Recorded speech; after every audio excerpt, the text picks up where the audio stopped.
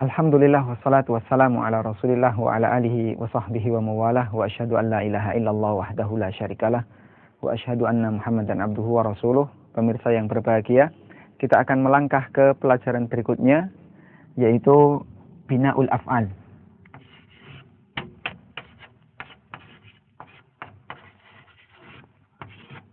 Bina'ul Af'al, pola fi'il atau pola pembuatan kata kerja. Sebelumnya kita pernah membahas tentang pembagian fi'il dalam ilmu shorof. Ada yang fi'il mujarrad dan ada yang fi'il mazid. Ya, ada yang mujarrad dan ada yang mazid. Mujarrad artinya seluruh susunan fi'il itu adalah huruf asli. Sedangkan mazid, susunan fi'il madinya, di sana ada huruf ziyadah, ada huruf tambahan. Di kesempatan kali ini kita akan memfokuskan untuk fi'il mujarrad terlebih dahulu. Kemudian kita tadi sudah mengenal, atau kita sebelumnya sudah mengenal tentang huruf illah, yaitu alif, waw, dan ya. Ya, dengan modal dua ilmu ini, kita akan mengenal tentang Bina'ul Af'al. Ya, saya hapus. Baik, pemirsa yang berbahagia, dilihat dari ada dan tidaknya huruf illah, Bina'ul Af'al itu bisa kita kelompokkan menjadi dua. Ada bina as-sahih, ada bina sahih dan ada bina al-mu'tal. Ada bina sahih dan ada bina mu'tal. Namanya saja sahih. Sahih artinya sehat. Berarti dia bersih dari yang namanya penyakit. Disebut sebagai bina sahih ketika ma khala tarkibuhu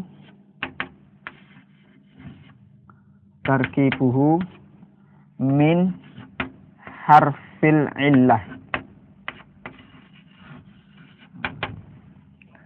Disebut bina sahih apabila dalam tarkibnya, dalam susunan huruf mujarrad, huruf dasar, di sana tidak ada huruf illah. Dalam susunannya di sana tidak ada huruf illah. Bersih dari namanya penyakit. Kemudian disebut mu'tal, berarti kebalikan dari sahih. Kalau sahih tadi tidak ada huruf illah, berarti kebalikannya, kalau mu'tal di sana ada huruf illah. Kita tuliskan definisinya. Ma dakhala fi tarkibihi, ma dakhala fi tarkibihi harful illah. Masuk dalam susunannya, madakhala, masuk dalam susunannya, fi tarkibi, dalam susunannya, harful illah, huruf illah. Baik nanti hurufnya itu berada di depan, di tengah, atau di belakang. Kita bisa membedakan dia masuk bina sahih ataukah bina mu'tal dengan kemudian melihat ada tidaknya huruf illah, alif, waw, ya. Kalau di sana tidak ada alif waw ya, tidak ada huruf illah, maka bisa kita katakan sebagai bina sahih. Kalau di sana ada huruf alif waw ya, maka dia bina mu'tal. Sebagai contoh, misalnya kata kataba. Kataba. Kita lihat di sini 3 huruf dasar, kaf, ta, ba, semuanya bukan huruf illah. Berarti dia masuk bina sahih. Contoh lagi misalnya, kita menemukan kata qara'a. Qara'a. 3 huruf dasar, qaf, ra, hamzah. Ini beda dengan alif. Hamzah bukan alif, ya. Berarti dia masuk huruf bina sahih. Atau misalnya lagi nasara. Nasara. kemudian zahaba, kemudian jalasa. Ya. Kataba menulis, qara'a membaca, nasara menolong, zahaba pergi, jalasa artinya duduk. Semuanya bersih dari huruf illah. Kemudian contoh yang dia bina mu'tal, yang di sana ada huruf illahnya. Misalnya untuk bina mu'tal yang huruf illahnya di depan. Contohnya kata wa ada. Ada huruf illah di depan, yaitu wa. Atau wa do'a. Ada huruf illah di depan. Wa do'a. Ada huruf illah di depan. Contoh yang lain kalau huruf ilahnya di tengah. Misalnya qala. Huruf ilahnya di tengah. Ja'a. Huruf ilahnya di tengah. Kita kasih tanda waw huruf ilah. Di sini alifnya huruf ilah. Ya. Huruf ilahnya di tengah. Kemudian contoh yang huruf ilahnya di belakang. Misalnya qadha. Qadha. Ya. Atau contoh yang lain misalnya ro'a.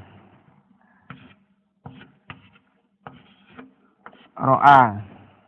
Atau radiya. Radiyallahu anhu wa radu'an. Ya. Di sini ada huruf ilah ya di belakang. Kemudian kalau qadha, ini aslinya huruf ilahnya adalah alif. Huruf ilahnya alif. Tapi kenapa ditulis seperti ini? Ya. Nah, karena dalam istilah sharaf sering diistilahkan dengan alif bengkong. Alif yang ditulis seperti ya. Tapi kalau kita baca di sini bukan ya tapi alif, maka kita baca panjang. Qadha bukan qadaya.